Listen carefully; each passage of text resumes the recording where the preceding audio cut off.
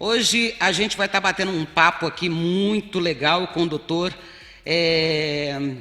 Miguel Morita. Doutor Miguel Morita, ele vai falar um pouquinho sobre uma coisa que eu acho assim que é uma grande falha que nós temos na saúde do povo brasileiro, né?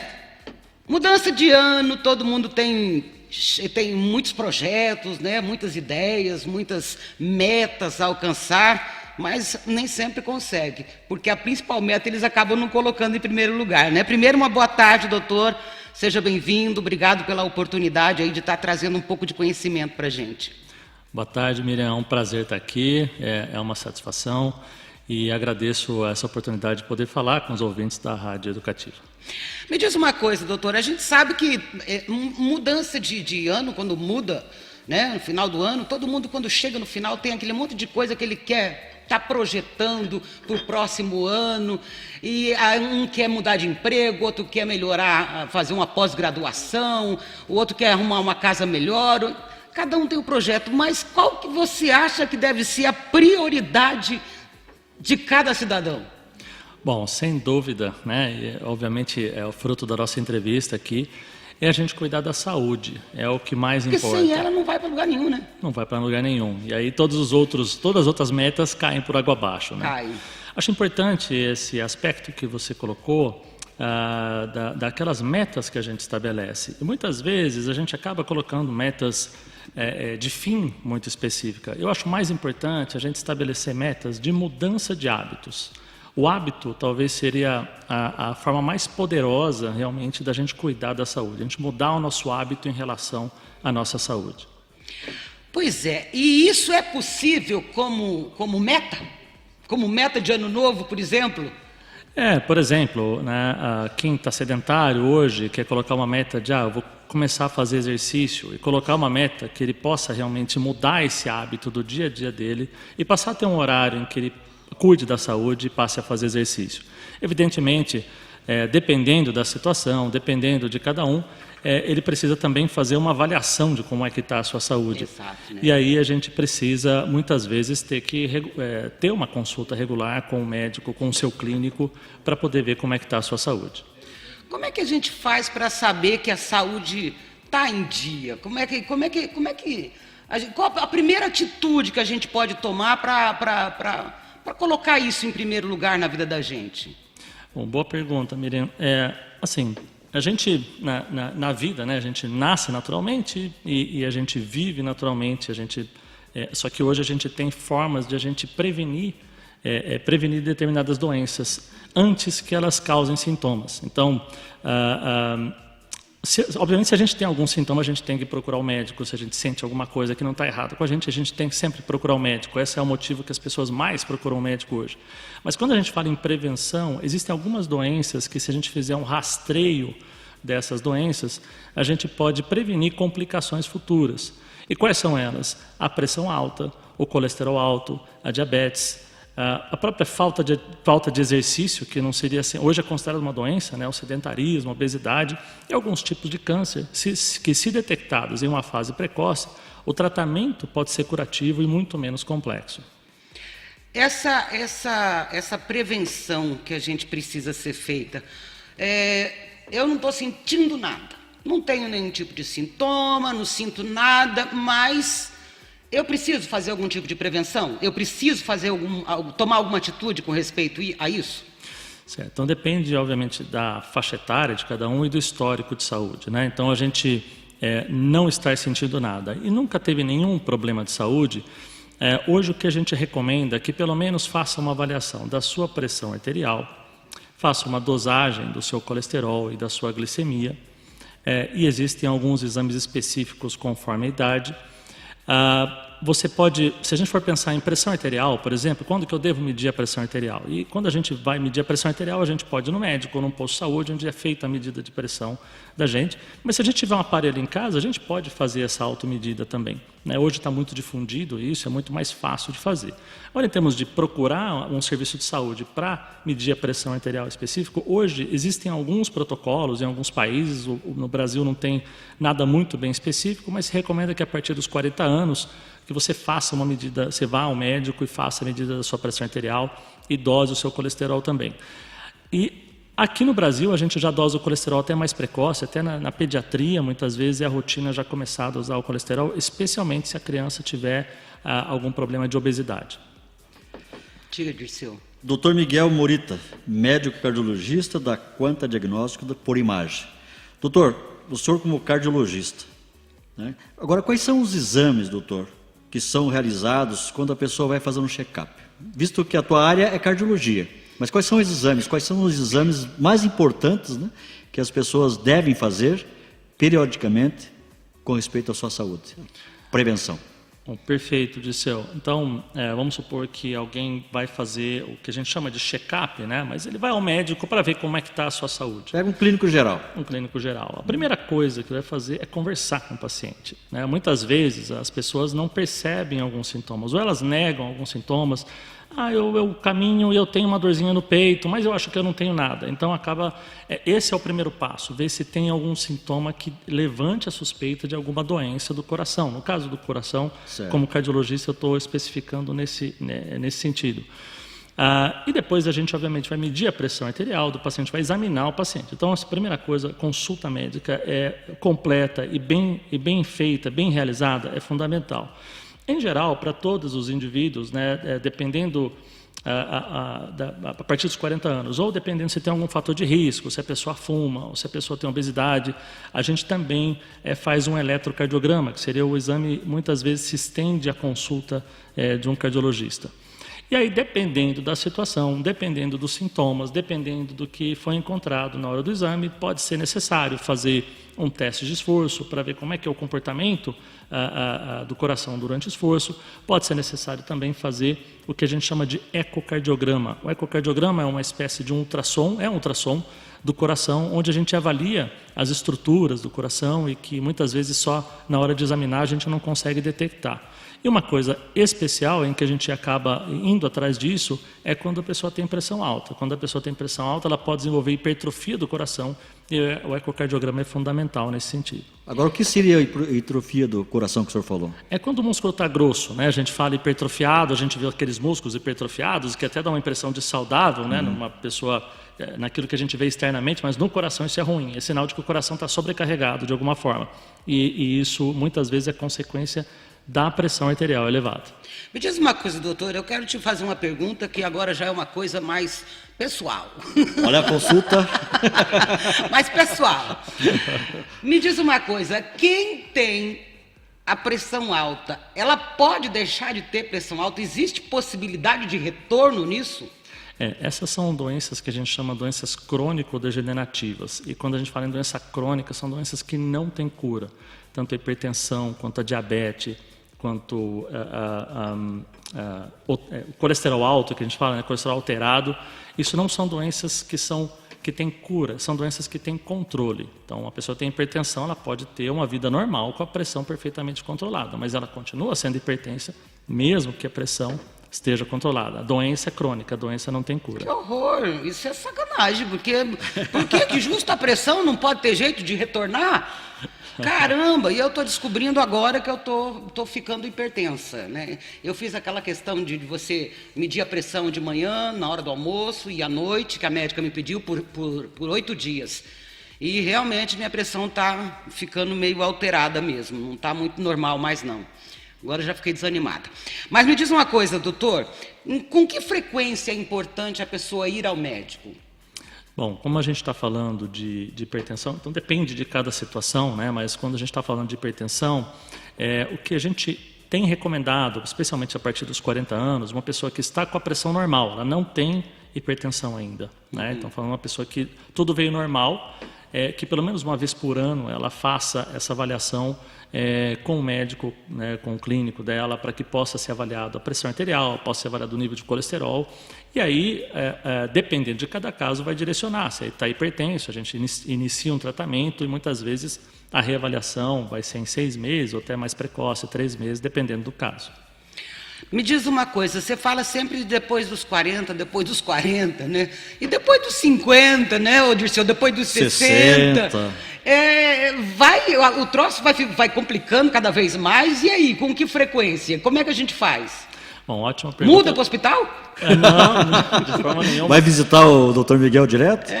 Olha, hoje a gente está realmente falando cada vez mais a nossa expectativa de vida aumenta, né? Se a gente brinca assim que a gente vê não foi um meme assim, mas né, colocaram uma reportagem de um jornal, acho que é da década de 40, dizendo, olha só o que aconteceu com essa velhinha de 43 anos foi atropelada e morreu. Então hoje a gente tem os centenários e os super centenários. Aliás, no Brasil a gente está agora com o recorde, né, de idade, tanto no sexo feminino quanto no sexo masculino. O Brasil está já mostrando que assim, está mudando a demografia do país. Mas, voltando, para a gente não sair do foco, voltando à sua pergunta, o que a gente considera hoje, né, um dos aspectos do ponto de vista de doença cardiovascular, a gente considera entre os 40 e os 70 anos, se uma pessoa tem um problema de coração e vem a falecer por ele, a gente considera isso mortalidade precoce. E a gente tem trabalhado muito na Quanta, assim, com projetos que envolvam a redução da mortalidade precoce. Uma das coisas foi um projeto que a gente já iniciou, eu acho que 5 ou 6 anos, mais ou menos, com um projeto em que a gente faz uma tomografia do coração e identifica placas de gordura no coração, uma tomografia sem contraste, é quase que uma complexidade de um raio-x para ser feito, e você identifica pessoas que não têm absolutamente nada, estão indo nessa linha do check-up, e que elas podem ter um risco muito elevado de apresentar um infarto e morrer subitamente. E aí a gente consegue instituir um tratamento mais precoce e evitar que isso aconteça. Então, especificamente nesse assunto, né, e a gente fez isso exatamente para essa faixa etária, homens de 40 a 70 anos, mulheres de 50 a 70 anos, com score de cálcio, para a gente poder identificar pessoas que têm maior risco e que com as outras ferramentas que envolvem, né, medir a pressão arterial, fazer o exame de sangue, a gente não consegue identificar quem tem maior risco ou não. Então, tem uma faixa de risco que a gente chama de intermediário, e nessa faixa de risco, a gente fazendo essa tomografia, como eu disse, uma tomografia sem contraste, em que a gente identifica placas de gordura no coração, que é o que causa infarto. Então, é como se fosse uma doença silenciosa que está ali e a gente detecta ela antes que ela venha causar um problema, para que a gente possa agir mais precocemente. Me diz uma coisa, doutor, a gente sabe que essas são as situações, principalmente quando se fala em coração, pulmão, fala-se em morte súbita, em ter um infarto, ou às vezes, como é que fala? Um AVC? Um AVC. São doenças fatais que matam, mas para a pessoa, não adianta viver 100 anos, mas viver capengando, né? Então, para a gente ter essa vida saudável, para a gente não só prevenir o infarto, mas em outros sentidos, né? Ter mobilidade, ter uma respiração boa, ter um bom fôlego, dormir bem, o que a gente pode fazer? Bom, os mesmos fatores que causam a morte precoce também causam eventos que vão causar incapacidade, como o acidente vascular cerebral, que a gente chama de derrame. Tá? Então, a pressão alta, o colesterol alterado, a diabetes, o tabagismo, o sedentarismo, tudo isso é fator de risco, ou seja, pode causar a morte precoce ou pode causar um AVC, que a pessoa fica incapacitada. Então, as mesmas atitudes que ajudam a gente a prolongar a vida também ajudam a gente a ter uma vida mais saudável e com menos incapacidade, como você estava fazendo o exemplo. Agora, exercício físico é fundamental nesse sentido, especialmente porque com o passar da idade, quanto mais tempo você vive, mais isso vai acontecer, os nossos músculos vão enfraquecendo, o nosso corpo vai enfraquecendo, e isso é um envelhecimento natural. E como que a gente consegue prevenir isso? É através do exercício. Não existe pílula mágica, não existe medicação, tem que fazer o exercício. Shakes, etc. Nada disso resolve. Nada disso resolve. O que vai realmente funcionar para prevenir a perda muscular é o exercício físico e, obviamente, você cuidar das outras coisas.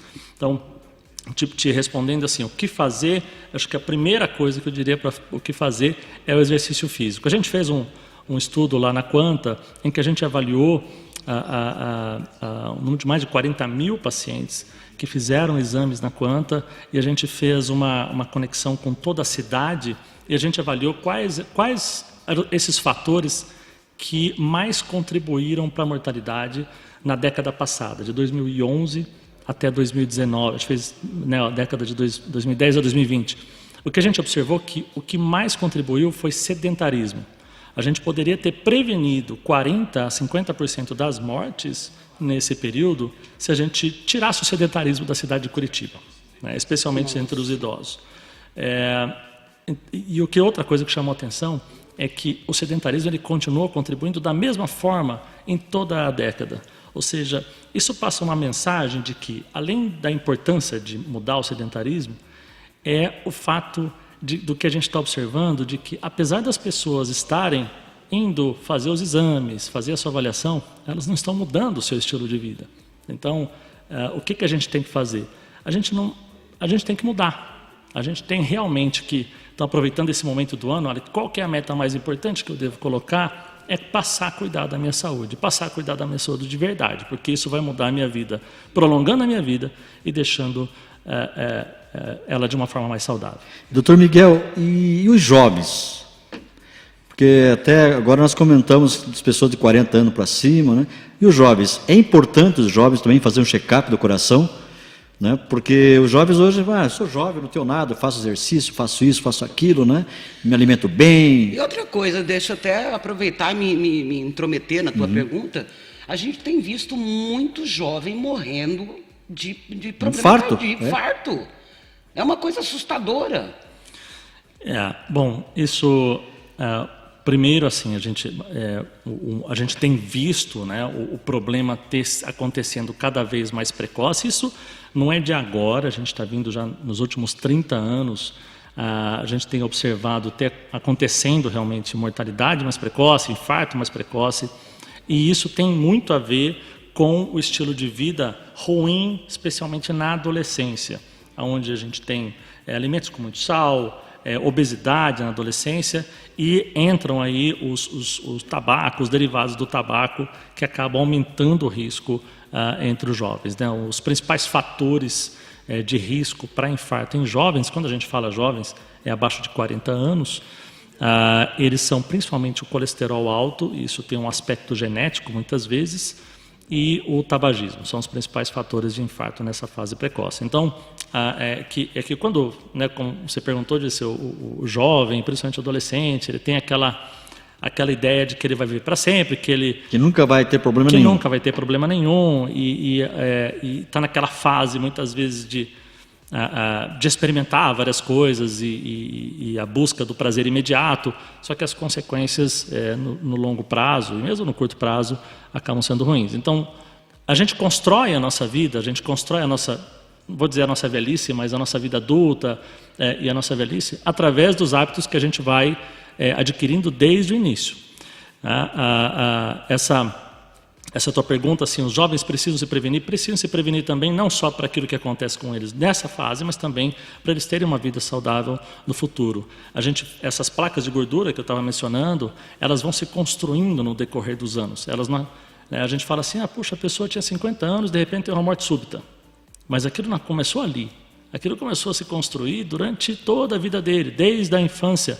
A gente tem estudos mostrando que essas plaquinhas de gordura, elas já começam a se formar na infância, e alguns estudos sugerindo que começa a funcionar já dentro da barriga da mãe. Então, sugerindo que se a gente se cuidar, a gente previne que ela aumente, né? Se a gente começar a se cuidar já muito cedo, a gente evita que aconteça alguma coisa lá na frente. Não tem uma coisa que a gente bebe assim para poder fazer uma limpeza total em todas as veias? Não seria legal? Não diz que Coca-Cola não desentope até pia? É só tomar soda cáustica. É complicado isso. Me diz uma coisa, doutor, eu sei que a questão do exercício físico é fundamental, e eu Eu acho assim, eu ainda tive aquela infância e adolescência em que a gente ia para a escola a pé, não tinha ônibus, andava bastante, né, brincava na rua, fazia muito exercício físico e tinha uma alimentação muito mais saudável, né? Eu acho que eu estou hoje arcando com as consequências da minha época adulta já, né? Não da adolescência e infância, que nessa fase eu fui muito bem cuidada. Depois de marmanja é que eu comecei a fazer besteira, né? Mas a gente consegue, por exemplo, os nossos pais, vamos falar, meu pai vai fazer 90 anos agora no mês de março. Opa! Meu pai levanta 4 horas da manhã para caminhar, eu fico indignada com isso. Por que não caminha outro horário? Né? Por que 4 horas da manhã? Não tem sol, tá fresco. Sabe? Né? E o meu pai, ele, por exemplo, meu pai nem carne ele não come, ele faz o leite dele de amendoim ou de soja, ele não toma leite de gado, né? Não come carne, faz o pão dele integral, faz a comida dele integral com 90 anos, ele mora sozinho, que minha mãe faleceu, e ele não quer saber de ficar perto dos filhos. E acho que até, doutor, ele tem razão, porque com certeza ele não ia ter uma alimentação tão saudável se ele estivesse na minha casa. Mas, por exemplo, uma pessoa nessa idade, a caminhada só resolve o problema, ou ela precisa de um exercício mais forte? Porque eu vejo que meu pai ele está realmente ficando muito magrinho, sabe? Ele caminha todo dia, mas uma pessoa nessa idade, ela perde completamente a musculatura. O que uma pessoa nessa idade pode fazer? Olha, Miriam, excelente exemplo que você deu, né? O teu pai com 90 anos, morando sozinho, independente, e isso, parte de tudo isso, né? Ele deve ter uma genética boa também, mas parte de tudo isso é esse hábito que ele vem construindo. E veja, eu sugiro a você não brigar com ele porque ele acorda às 4 horas da manhã, porque se isso funciona para ele, está ótimo. O importante é que a gente faça algo que funcione para a gente, que faça sentido para a gente, né? Então, isso é fundamental. Fazer o tipo de exercício, realmente o exercício aeróbico, ele ajuda a gente em melhorar a performance do coração, então ele acaba fazendo com que diminua o cansaço, principalmente para as atividades, a pessoa tem mais resistência para fazer, mas nessa idade a musculatura começa a atrofiar, acaba levando a dificuldade em equilíbrio, aumenta o risco de queda. E hoje a gente recomenda fortemente o exercício que a gente chama de resistido, que seria a musculação, mas não aquela musculação que o pessoal usa para ficar bonito, hipertrofiado, bombadão. É para tonificar a musculatura. A gente dosa isso, a pessoa não precisa fazer um supino de 80 quilos, por exemplo, né? Ela pode fazer com 5, 10 quilos, dependendo de cada um, né? Então... Não, meu pai carrega um carrinho de pedra brita como se fosse um carrinho de bebê. Eu fico impressionada. E ele é do meu tamanho, viu? E magrinho. Eu não entendo a força que ele tem. Não consigo entender isso. Bom, basta você ver esse hábito que ele está tendo hoje, né? Eu acho que está explicado. Nada do que eu faço ele faz, viu, doutor? Nada do que eu faço ele faz. Mais alguma pergunta, Dirceu? Na pergunta que eu queria, assim, até fiquei curioso, não somente eu, acho que você também, os nossos ouvintes, sobre esse estudo que vocês fizeram lá na Quanta, a respeito dos problemas cardíacos, né?